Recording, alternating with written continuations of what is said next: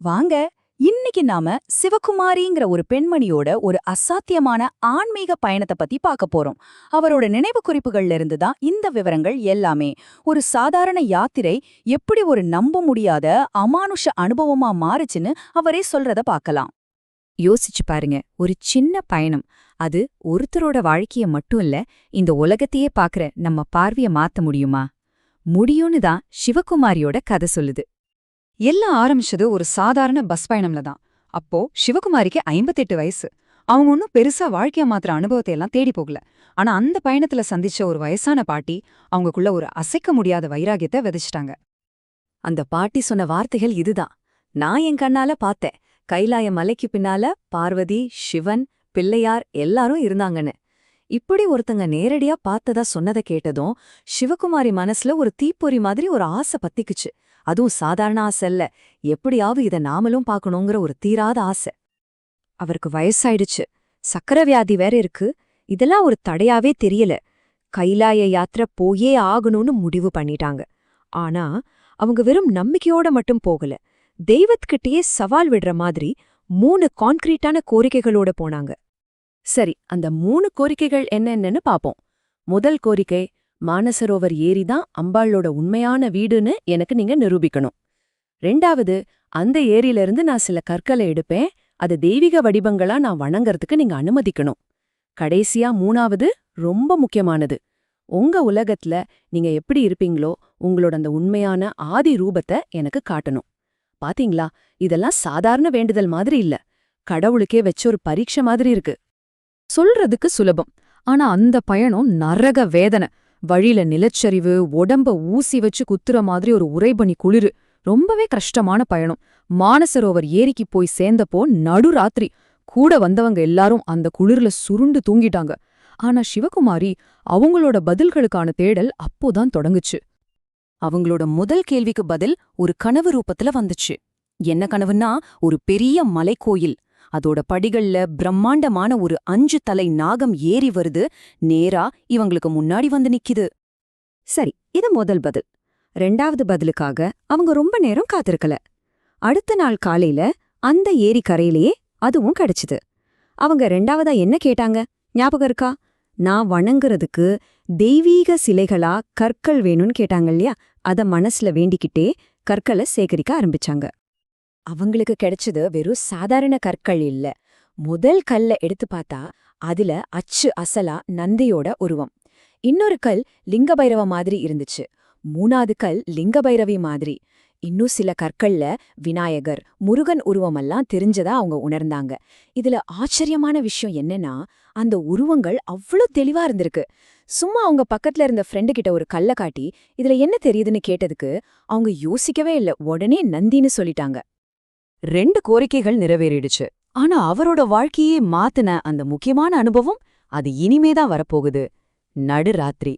கூட ஒரே ஒரு துணை மட்டும் இருக்காங்க. 2 பேரும் ஏரிக்கரையில நின்னுட்டு இருக்காங்க. அப்போ அவங்க பார்த்த ஒரு காட்சி, அது அவ்ளோ விசித்திரமா இருந்துச்சு. அத பார்த்ததும் அவங்களுக்கு முதல்ல தோணுனது கடவுள் இல்ல, வேற ஏதோ ஒண்ணு.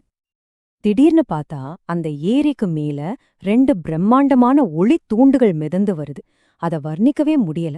அத பார்த்ததும் சிவகுமாரி பயந்து போய் அவங்க கைடு கிட்ட சொன்ன வார்த்தை, சார், அவங்க ஏலியன்ஸ் மாதிரி தெரியறாங்க, தெரியாம கூட லைட் அடிச்சிடாதீங்க, கிட்ட வந்துடுவாங்கன்னு சொல்லிருக்காங்க. அந்த 2 ஒளி உருவங்கள்ல ஒன்னு இவங்கள நோக்கி வருது. கிட்ட வர வர அதோட உயரம் அதிகமாயிட்டே போகுது. கிட்டத்தட்ட 30 மீட்டர், அதாவது ஒரு 10 மாடி கட்டிடம் அளவுக்கு உயர்ந்து ஒரு தூய சக்தி வடிவமா அமைதியா பளபளன்னு ஏரிக்கு அந்த பக்கம் போய் நிக்குது. இன்னொன்னுக்கும் நீண்ட கால்கள் இருந்த மாதிரி இருந்துச்சாம். அது அந்த ஏரி மேலேயே அசுர வேகத்துல நடந்து தூரமா போயிடுச்சு. இந்த சம்பவத்துக்கு பிறகு அவங்க திருந்தி வர ஆரம்பிச்சிட்டாங்க. ஆனா மனசுல ஒரு சின்ன ஏமாற்றம். முதல் 2 வேண்டுதல் நிறைவேறிச்சு. ஆனா 3வதா ரொம்ப முக்கியமா கேட்டோமே, உங்களோட உண்மையான ரூபத்தை காட்டுங்கன்னு, அதுக்கு பதில் கிடைக்கலையேன்னு ஒரு வருத்தம். ஆனா கொஞ்சம் யோசிச்சு பார்த்தப்போதான் அவங்களுக்கு ஒரு விஷயம் பளிச்சுன்னு புரிஞ்சுது. அவங்க பார்த்த எல்லாத்தையும் ஒன்னா கோர்த்து பார்க்க ஆரம்பிச்சாங்க.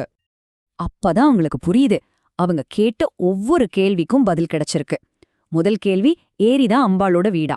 அதுக்கு பதில்தான் கனவுல வந்த அந்த 5 தலை நாகம். 2வது கேள்வி, வழிபட கற்கள் வேணும்னு கேட்டது. அதுக்கு பதில்தான் நந்தி, லிங்க பைரவர் உருவங்கள்ல கிடைச்ச கற்கள். கடைசியா 3வது, உங்களோட உண்மையான ரூபத்தை காட்டுங்கன்னு கேட்டதுக்கு அதுக்கு பதில்தான் அந்த 2 பிரம்மாண்டமான ஒளித்தூண்கள். தெய்வங்களோட உண்மையான ஆதி வடிவமும் அதுதானா உங்களுக்கு அப்பதான் புரிய வந்தது. இந்த அனுபவத்தோட அவங்களோட பயணம் முடியல.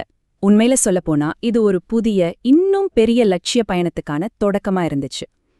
அவங்க பார்த்த அந்த தெய்வீக தரிசனத்தை இந்த பூலோகத்திலையும் கொண்டு வரணும்னு முடிவு செஞ்சாங்க. அதுக்காக ஒரு கோயில் கட்டணும்னு ஒரு உந்துதல் அவங்களுக்குள்ள ஏற்பட்டுச்சு. இது சும்மா ஒரு நாள்ல நடந்த விஷயம் இல்ல. 2007ல திருவடி சூலத்துல ஒரு கோயில் கட்டணும்னு முதல்ல தோணுது. ஆனா அந்த இடத்த வாங்கவே 4 வருஷம் போராட்டம். கடைசியா 2011ல தான் ஒரு தெய்வீக அருளால அந்த இடத்த வாங்குறாங்க. 2015ல ஒரு நாடி ஜோதிடர் கூட உங்களுக்கு இங்கே ஒரு புனித ஸ்தலம் கட்டுறது தான் விதின்னு உறுதிப்படுத்துறார். எத்தனையோ பண கஷ்டம், தடைகள் எல்லாத்தையும் தாண்டி கடைசியா 2017ல அந்த கோயில் வீட்டை கட்டி முடிக்கிறாங்க. கிட்டத்தட்ட 10 வருஷ விடாமுயற்சி.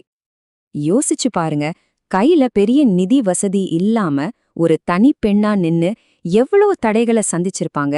சுத்தி இருந்தவங்க கேலி பேசினாங்க, சந்தேகப்பட்டாங்க. ஆனா அதையெல்லாம் அவங்க பெருசா எடுத்துக்கல. லோன் வாங்குறதுல இருந்து கட்டுமான வேலைய மேற்பார்வை பார்க்கற வரைக்கும் இந்த பெரிய வேலைய கிட்டத்தட்ட தனியாளாவே நின்னு செஞ்சு முடிச்சிருக்காங்க. அவங்களோட புத்தகத்துல அவங்களே ஒரு விஷயம் சொல்றாங்க. நான் செஞ்சேன்னு திரும்ப திரும்ப சொல்றேன், என் அகந்தையை மன்னிச்சிடுங்க. எங்கெல்லாம் நானு சொல்றேனோ அங்கெல்லாம் அது என் மூலமா செயல்பட்ட அந்த தெய்வீக சக்தின்னு எடுத்துக்கோங்கன்னு சொல்றாங்க. இந்த ஒரு வரியே போதும் அவங்களோட பக்தி எவ்வளவு ஆழமானதுன்னு புரிஞ்சுக்க. சரி, கடவுளையே நேர்ல பார்த்து கேட்ட வரங்கள் எல்லாத்தையும் வாங்கி அந்த கடவுளுக்கே ஒரு வீட்டையும் கட்டியாச்சு. இதுக்கு மேல ஒருத்தருக்கு வேண்டிக்கிறதுக்கு என்னதான் இருக்கும்? இந்த கேள்விதான் சிவகுமாரியோட இந்த அசாத்தியமான கதையோட கடைசி அத்தியாயத்துக்கு நம்மள கூட்டிட்டு போகுது. இதிலேருந்து நாம கத்துக்க வேண்டிய பாடம் ரொம்ப பெரியது. அவங்களோட கடைசி பிரார்த்தனை என்ன தெரியுமா? என் இறைவா, நான் செத்து போனதுக்கு அப்புறம் சிவலோகத்துல இருக்கிற நந்தவனத்துல பூஜைக்காக பூ பறிக்கிற வேலையை மட்டும் எனக்கு கொடுன்னு கேக்குறாங்க. பாருங்க, அவங்க அதிகாரத்தையோ இல்ல ஸ்வர்க்கத்தையோ இல்ல மோட்சத்தையோ கேட்கல.